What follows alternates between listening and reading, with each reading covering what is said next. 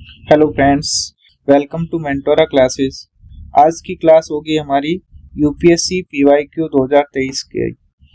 उसमें पॉलिटी से आए हुए क्वेश्चंस को हम लेंगे। सबसे पहले 29 नंबर पे पॉलिटी का क्वेश्चन आया हुआ है। यूपीएससी ने 2023 में क्वेश्चन पूछा कि निम्नलिखित पर विचार कीजिए। जनसांख्यिकी निष्पादन, वन और पारिस्थितिकी, शासन सुधार, स्थिर सरकार, कर एवं राजकोषीय प्रयास। ये किसके आधार पे पूछा है? बोला कि कर अवक्रमण के लिए 15वें वित्त आयोग ने उपयुक्त में से कितने को जनसंख्या, क्षेत्रफल और आय के अंतर के अलावा निष्कर्ष के रूप में प्रयुक्त किया। तो हमें ये करना कि 15वें वित्त आयोग ने क्या क्या सुझाव दिए थे, वो जनसंख्या, क्षेत्रफल और आय के अंतर के अलावा। तो ये हम इसको क्वेश्चन को, ये हिंदी में था ये क्वेश्चन, और ये रहा इसका English version. 15th finance commissions, जो कि इसमें पूछा क्या है, ये स्टेटमेंट दिए 5 और ओनली 1 ओनली 2 ऐसे ऑप्शंस दे रखे थे। इसका एक्सप्लेनेशन देखते हैं कि 15वें वित्त आयोग ने क्या बोला था कि मापदंड क्या क्या बताए थे कर अवक्रमण हेतु। कर अवक्रमण के लिए इन्होंने मापदंड क्या क्या दिए थे 15वें वित्त आयोग के मापदंड व उनका भार। मापदंड क्या था? सबसे पहला इन्होंने दिया आय दूरी है, इनकम डिस्टेंस।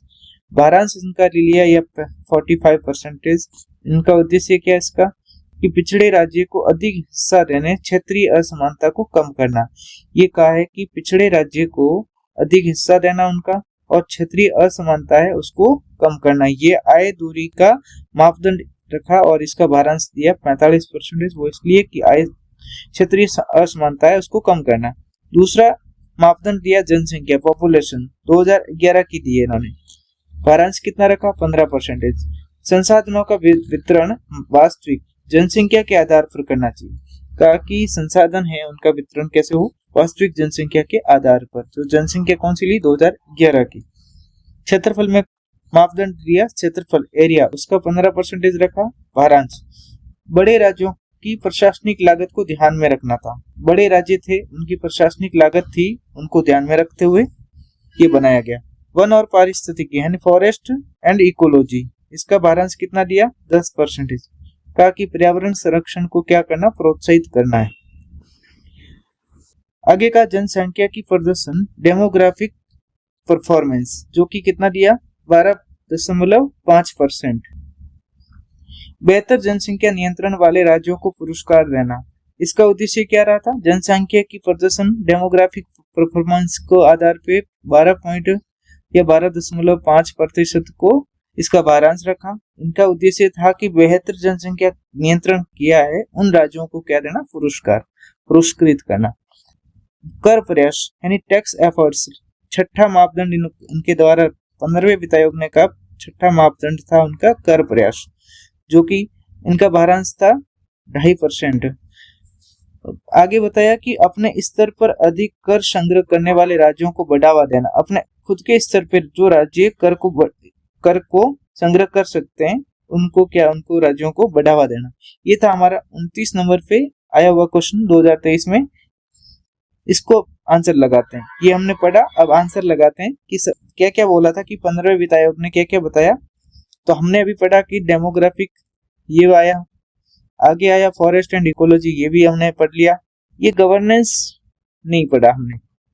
ये शासन सुधार इसमें नहीं आ रखा है, मतलब 15वें वित्त आयोग ने नहीं बताया, इसका कोई मापदंड ऐसा नहीं रखा था। आगे ये चौथे नंबर पे था स्थिर सरकार, ये भी नहीं दिया था, तो ये दो तो कट ही जाएंगे। आगे दिया कर है राजकोषीय प्रयास है, तो ये तो दिया। तो मतलब इसका मतलब हुआ है कि पहला, दूसरा और पांचवा ये सही है और तीसरा और चौथा गलत है। तो हमें सही पूछा था इसने, तो आंसर में क्या आ जाएगा? केवल तीन, ऑप्शन बी इसका आंसर आ जाएगा, केवल 3। आगे कौन सा क्वेश्चन है इसका? आगे 31 नंबर पे क्वेश्चन आया हुआ है। 31 नंबर पे क्वेश्चन आया, सारभूत रूप से विधि की सम्यक प्रक्रिया की अभिप्राय क्या है? यानी ड्यू प्रोसेस ऑफ लॉ, इसके बारे में पूछा है कि the principle of natural justice, the procedure established by law, fair applications of law, equality before law. ये चार स्टेटमेंट में से कौन सा सही है इसके बाबत पूछा है कि विधि की सम्यक प्रक्रियाएं, नैसर्गिक न्याय, विधि द्वारा स्थापित पद्धति, विधि की निष्पक्ष प्रयुक्ति और विधि की समक्ष समता। आगे इसका विस्तार देखते हैं। प्राकृतिक न्याय का सिद्धांत यानी नेचुरल जस्टिस का सिद्धांत क्या है कि अनुच्छेद 21 कह रहा है कि विधि द्वारा स्थापित प्रक्रिया, उसमें क्या लिखा कि किसी व्यक्ति को उसके प्राण या दैहिक स्वतंत्रता में से विधि द्वारा स्थापित प्रक्रिया के अनुसार ही वंचित किया जा सकता है। अनुच्छेद 21 में बताया विधि द्वारा स्थापित प्रक्रिया, ये शब्द लिखा हुआ संविधान में। इसका मतलब हुआ कि किसी भी व्यक्ति को उसके प्राण और दैहिक स्वतंत्रता से वंचित विधि द्वारा स्थापित प्रक्रिया के अनुसार ही वंचित किया जा सकता है। इस वाक्य से स्पष्ट है कि स्वतंत्रता से वंचन कानून के अनुसार ही हो सकता है। अगर किसी व्यक्ति का जीवन लेना है तो उसको कानून के अनुसार ही लिया जा सकता है, न कि कार्यपालिका या राज्य की मनमानी से। राज्य की मनमानी से नहीं ले सकते किसी व्यक्ति का जीवन, उसको कानून के अकॉर्डिंग या कानून के अनुसार ही जीवन किसी का लिया जा सकता है। दूसरा, संविधान सभा की मूल बहस, इस पे बहुत सारी बहस हुई थी संविधान सभा में। इस वाक्य को लेके बहुत बहस हुई थी। क्या हुआ बहस में बताया इस बात पर थी, बहस क्या थी कि विधि द्वारा स्थापित प्रक्रिया पर्याप्त सुरक्षा प्रदान करती है। मतलब ये क्वेश्चन था उनका कि विधि द्वारा स्थापित प्रक्रिया है वो क्या पर्याप्त सुरक्षा प्रदान करेगी व्यक्ति को। दूसरा, कई सदस्यों का मत था कि यदि संसद कोई अन्यायपूर्ण या कठोर कानून बना दे तो केवल विधि का पालन कर लेना पर्याप्त नहीं होगा। इसलिए क्या हुआ कि संविधान सभा चाहती थी कि न्यायपालिका को ये शक्तियां दी, क्या कि संसद द्वारा बनाई गई विधियों की न्यायिक समीक्षा कर सके। दूसरा, कि और तय कर सके कि वह विधि प्राकृतिक न्याय और मौलिक अधिकारों के अनुरूप हैं या नहीं। मतलब संविधान सभा ये चाहती थी कि ये सारी शक्ति किसके पास रहे, न्यायपालिका के पास। न्यायपालिका विधि को देख सके कि उसकी न्यायिक समीक्षा कर सके और ये तय कर सके कि विधि की जो ये विधि बनाई है ये प्राकृतिक न्याय के अकॉर्डिंग है या नहीं, मौलिक अधिकारों के अनुरूप है या नहीं। इसकी न्यायिक समीक्षा कौन कर सकता है? संविधान सभा चाहती थी कि न्यायपालिका ये ध्यान रखे। आगे का महत्वपूर्ण बात में क्या क्या दिया, संविधान ने न्यायपालिका को शक्ति दी। संविधान ने न्यायपालिका को यह शक्ति दी कि अनुच्छेद 21 में विधि द्वारा स्थापित प्रक्रिया लिखने के बावजूद संविधान सभा का अंतिम उद्देश्य स्पष्ट था कि ये न्यायपालिका के पास ये शक्ति रहे कि राज्य इसका दुरुपयोग ना करे। व्यक्ति के प्राण और स्वतंत्रता के मामले में न्यायपालिका को अंतिम संरक्षक बनाना था। ये संविधान सभा का उद्देश्य था कि अंतिम संरक्षक कौन बने, न्यायपालिका बने। अर्थात न्यायालय जांच कर सकता है कि क्या विधि वास्तव में उचित और न्याय संगत है, क्या वह व्यक्ति को मनमाने ढंग से स्वतंत्रता से वंचित तो नहीं कर रही। मतलब ये काम कौन कर सकता है, न्यायपालिका। न्यायपालिका को ये शक्ति दी कि वो विधि उचित है या न्याय संगत है या नहीं है, इसको देखना है। और वह व्यक्ति को मनमाने ढंग से स्वतंत्रता से वंचित तो नहीं कर रही। कोई विधि ऐसी कोई विधि ना आए कि वो व्यक्ति को मनमाने ढंग से स्वतंत्रता से वंचित किया जाए, ऐसी कोई विधि ना आए। वो ध्यान कौन रखेगा, न्यायपालिका, न्याय। ये था हमारा क्वेश्चन। इसका आंसर आ जाएगा फिर नेचुरल जस्टिस। ये हमारा आंसर हो जाएगा the principle of natural justice. इसका आंसर ए होगा। आगे क्वेश्चन है 32 नंबर पे। 32 नंबर पे क्वेश्चन आया हुआ कि कथनों पर विचार करना है। पहला कथन दिया, भारत में दैनिक जेल प्रशासन के लिए जेलों का अनुरक्षण राज्य सरकारों अपने नियमों और विनियमों से करती है, कथन दिया ये। दूसरा कथन दिया, भारत में जेल का नियंत्रण जेल अधिनियम 1894 द्वारा किया जाता है, जिससे जेल के विषय स्पष्ट रूप से प्रांतीय सरकारों में के नियंत्रण में रहा। देखते हैं इसका कौन सा सही पूछा है, तो हम इसको एक बार एनालिसिस देखते हैं इसका। ये 32 नंबर पे क्वेश्चन था, जेल प्रशासन की बात कर रहे हैं। इसकी संवैधानिक स्थिति क्या है, तो कि अनुसूची 7वीं अनुसूची में दे रखा है। ये राज्य सूची का सब्जेक्ट है, प्रविष्टि में नंबर 4 पे लिख रखा है कि राज्य सूची का स्टेट लिस्ट का सब्जेक्ट है कौन सा, जेल प्रशासन। मूल कानून क्या था इसका, जेल अधिनियम 1894। आज भी प्रभावी हैं। यही कानून है जेल अधिनियम 1894 जो कि आज भी प्रभावी है। प्रशासन क्या है, कौन चलाता है इसका प्रशासन? राज्य सरकारें प्रशासन देखती है और यही राज्य सरकारें खुद जेल के मैनुअल बनाती है। राज्य सरकारें ही जेल के मैनुअल बनाती है। लिंक क्या दे रखा है? 1894 एक्ट। ये एक्ट दे रखा है जेल अधिनियम एक्ट। ये जेल अधिनियम, ये मतलब जेल अधिनियम एक्ट 1894 वाला एक्ट दे रखा कि इन्होंने एक्ट ने कहा है कि जेलों को प्रांतीय विषय बनाया। इस एक्ट में मतलब इस विषय को किस में बनाया? प्रांतीय विषय बनाया। इसलिए आज राज्य जिम्मेदार हैं कि जेलों के प्रशासन का जिम्मेदार कौन होगा? राज्य, स्टेट्स। एग्जाम के हॉल में हमारी स्ट्रेटजी क्या होगी? हमने ये आज पॉइंट जोड़ा, एक ऐड किया है। लॉजिकल गेसिंग हम कैसे कर सकते थे? जैसे उस टाइम हम ये गैस कर सकते थे कि पुलिस और लॉ ऑर्डर राज्य का विषय है। कैसे? तो कि अपराधी जहां रखे जाएंगे जेल में, जैसे अपराधी जहां रखे जाते हैं जेल में, वो भी राज्य के पास ही होना चाहिए। तो जहां राज्य के पास ही तो होता है, तो इसलिए हम ये अनुमान लगा सकते थे कि पहला स्टेटमेंट भी सही होने की संभावना। कैसे? कि जहां अपराधी को रखा जाता है वो स्टेट में रखा जाता है, तो ये इसका कानून भी किसके पास रहेगा? राज्य के पास में। तो हम ये स्टेटमेंट लॉजिक ये था कि जहां राज्य के पास में अपराधी रखते हैं वहां पे भी इसका सब्जेक्ट भी वहीं राज्य के पास में ही होगा। दूसरा, वर्ड एसोसिएशंस के आधार पर देखते हैं 1894 जो कि अंग्रेजों के समय का है। 1894 अंग्रेजों के टाइम का है, जो कि कहां पे था? प्रांतीय सरकारें, प्रोविंस गवर्नमेंट। ये दोनों शब्द आपस में मेल खाते हैं। कौन से? 1894 जो कि अंग्रेजों के समय का है, और प्रांतीय सरकारें। प्रांतीय सरकारें भी अंग्रेजों के टाइम में हुआ करती थी, तो दोनों शब्द आपस में मेल खाते थे। इसलिए हम ये दूसरे वाले भी स्टेटमेंट को सही कर सकते थे, मान सकते थे। कॉज इफेक्ट, इससे क्या होता था कि हम एक्ट 1894 ने जो पावर दी है वो इसीलिए राज्य नियम बनाते हैं। ये व्याख्या हमारी सही हो जाती थी। और यूपीएससी ने ट्विस्ट कैसे किया हम इसको देखते हैं एक बार, कि कंफ्यूज कैसे करने की कोशिश करिए। कि सर स्टूडेंट्स सोचते हैं कि आईपीसी या सीआरपीसी आपराधिक कानून समवर्ती सूची में आते हैं, तो जेल भी समवर्ती सूची में आएगा। मतलब हम ये पढ़ते हैं कि आपराधिक जो कानून बनते हैं वो समवर्ती सूची में होते हैं, कॉन्क्रीट टेस्ट में होते हैं। इसलिए स्टूडेंट सोचता है कि ये भी जेल भी किस में आएगा? समवर्ती सूची में। तो ये यहाँ से ये स्टूडेंट गलत कर लेगा, इसलिए ये कंफ्यूज करने के लिए डाला। रियलिटी क्या है? Criminal law is equal to समवर्ती, मतलब समवर्ती और क्रिमिनल लॉ तो समवर्ती सूची में है, लेकिन जेल है वो राज्य सूची का सब्जेक्ट है। ट्रैप क्या था इसका?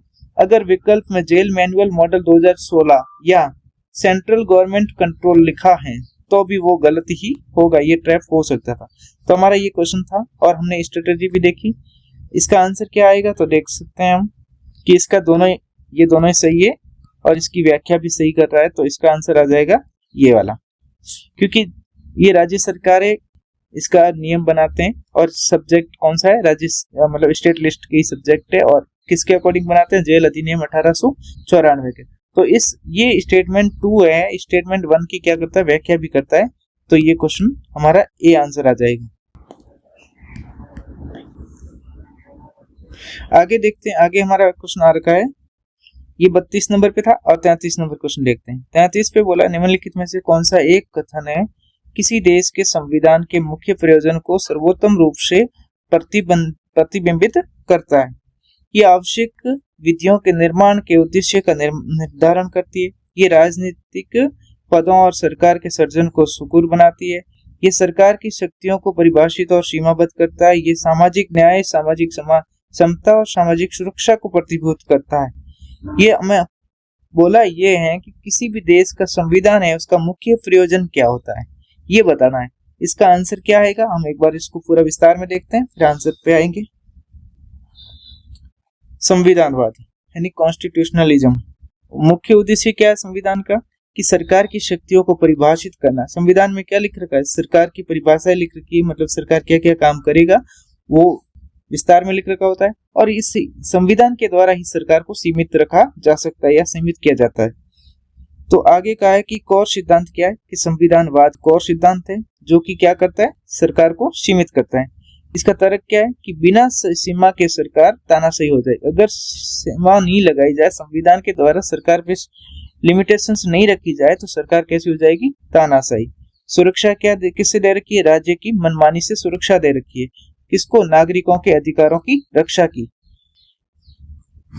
नागरिकों के अधिकारों की रक्षा करने के लिए राज्य की मनमानी से इसको क्या दे रखा है? संविधान में सुरक्षा दे रखी है।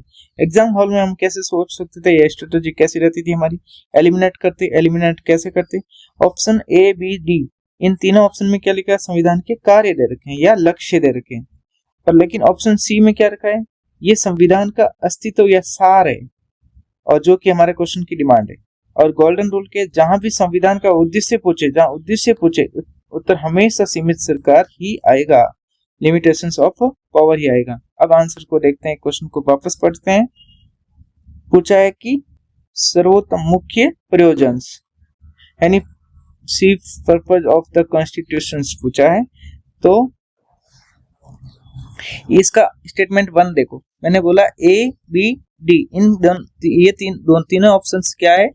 संविधान के कार्य पूछे, बताएं क्या क्या बताया कार्य। जैसे कि यह संविधान आवश्यक विधियों के निर्माण के उद्देश्य का निर्धारण करती है। ऑप्शन बी देखो, राजनीतिक पदों और सरकार के सर्जन को सुकूर बनाती है। मतलब सुकूर का मतलब ये हुआ कि it enables of the creations of political offices and governments।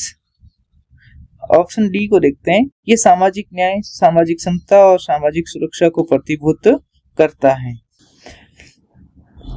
ये आगे आ जाएगा हमारा, ये ए बी और डी ये तो फंक्शन दे रखा है किसका? कॉन्स्टिट्यूशन का।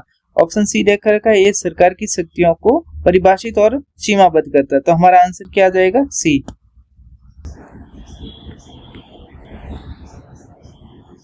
आगे देखते हैं, ये क्वेश्चन हो गया। आगे देखते हैं 34 नंबर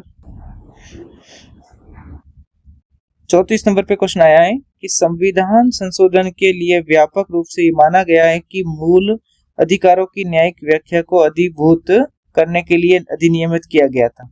कि संविधान संशोधन के द्वारा व्यापक रूप से माना गया कि मूल अधिकारों की न्यायिक व्याख्या को अधिभूत करने के लिए अधिनियमित किया गया। वो कौन सा संविधान संशोधन है जिसमें न्यायिक व्याख्या को बदला गया? लेकिन यूपीएससी ने पूछ तो लिया था, ऑप्शन में दिया था पहला संविधान संशोधन 42वां, 44वां और 86वां, लेकिन यूपीएससी ने बाद में इस क्वेश्चन को डिलीट कर दिया था। इस क्वेश्चन को यूपीएससी ने बाद में डिलीट कर दिया था, क्योंकि इसमें दो आंसर आने की मतलब कहीं पे पहला भी आ सकता है तो 42वां भी आ सकता है, इसलिए यूपीएससी ने इसको बदल दिया, मतलब क्वेश्चन को डिलीट कर दिया था। आगे 35 नंबर पे क्वेश्चन दिया है कि निम्नलिखित भारत के निम्नलिखित संगठनों या निकायों पर विचार करना। कौन कौन से संगठन दिया है? पहला दिया है राष्ट्रीय पिछड़ा आयोग, राष्ट्रीय मानवाधिकार आयोग, राष्ट्रीय विधि आयोग और राष्ट्रीय उपभोक्ता विवाद विवरण निवारण आयोग। ये 4 दिया। तो ये पूछा है कि सांविधिक निकाय कौन सा है या कॉन्स्टिट्यूशनल बॉडी कौन सी है? कॉन्स्टिट्यूशनल बॉडी पूछा है।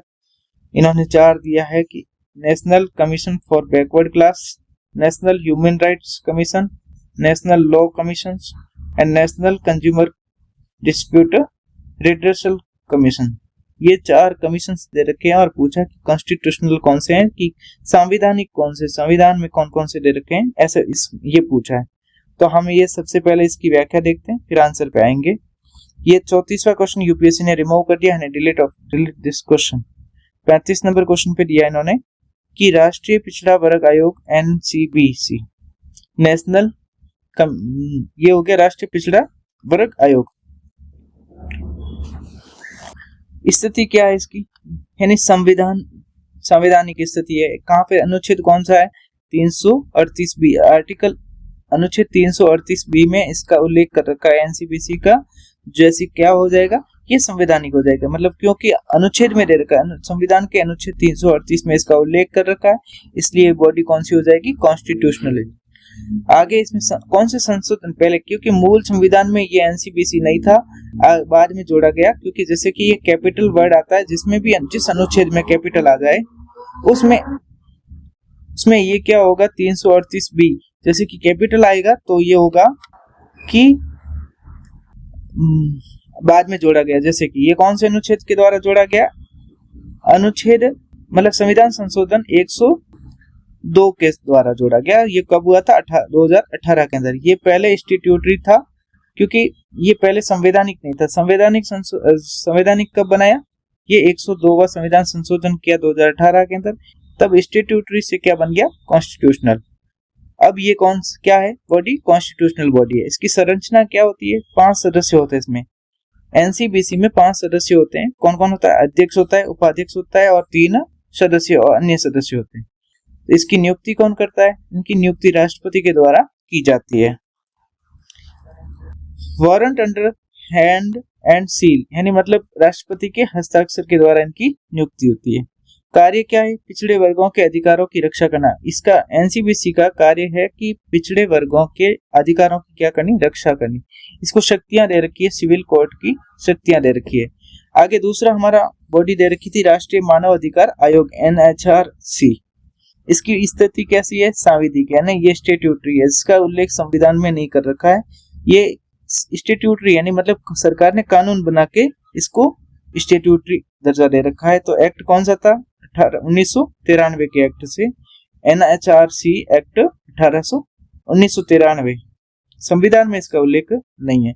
ये किस आधार पे बनाया गया? तो ये पेरिस सिद्धांत, पेरिस प्रिंसिपल्स के आधार पे इसको गठित किया गया था NHRC, क्योंकि 1992 के अंदर पेरिस में सिद्धांत दिए गए ह्यूमन राइट्स के रिलेटेड में, तो इसलिए 1993 में भारत सरकार ने भी एक कानून लाया NHRC 1993। उसके द्वारा एक बॉडी बनाई गई, गठित किया गया, एक आयोग गठित किया गया जिसका नाम रखा राष्ट्रीय मानव अधिकार आयोग। ये 1993 में बना।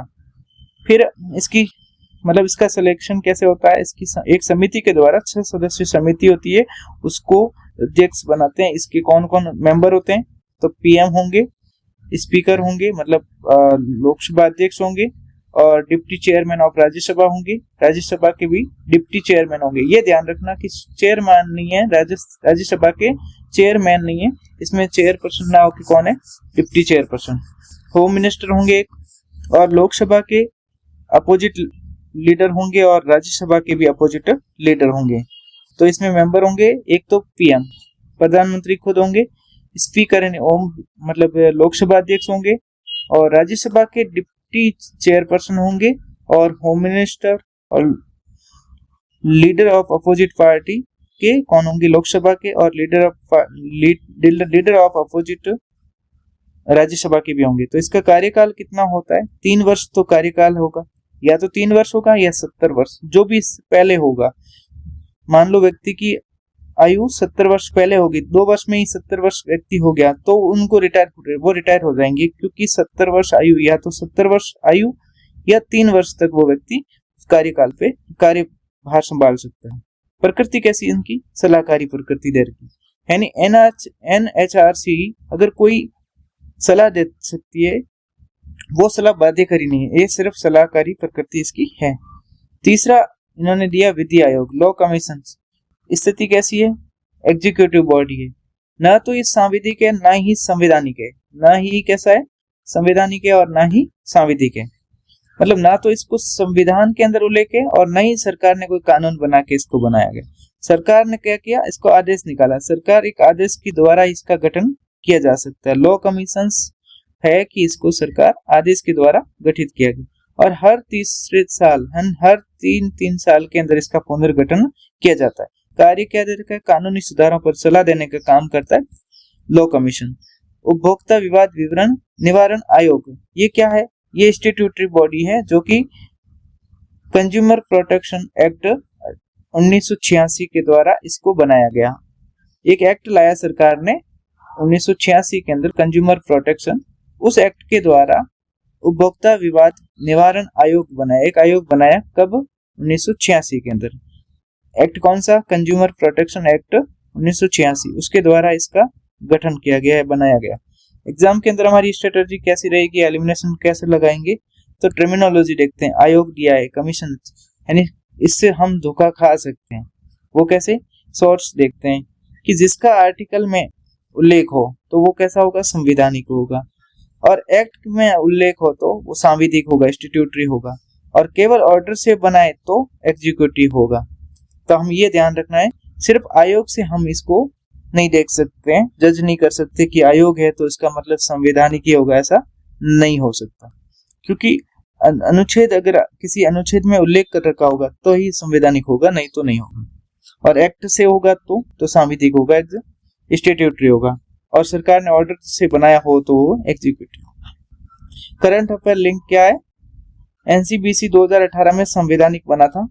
ये हॉट टॉपिक था। अगर केवल ये पता होता कि लॉ कमीशन सरकार के ऑर्डर से बनता है तो आप चार तो काट ही सकते थे। ये जैसे कि यहाँ पे ये 4 थे, इनको काट सकते थे। तो अभी ये कौन कौन सी बॉडी इन्होंने पूछा? कॉन्स्टिट्यूशनल पूछा है।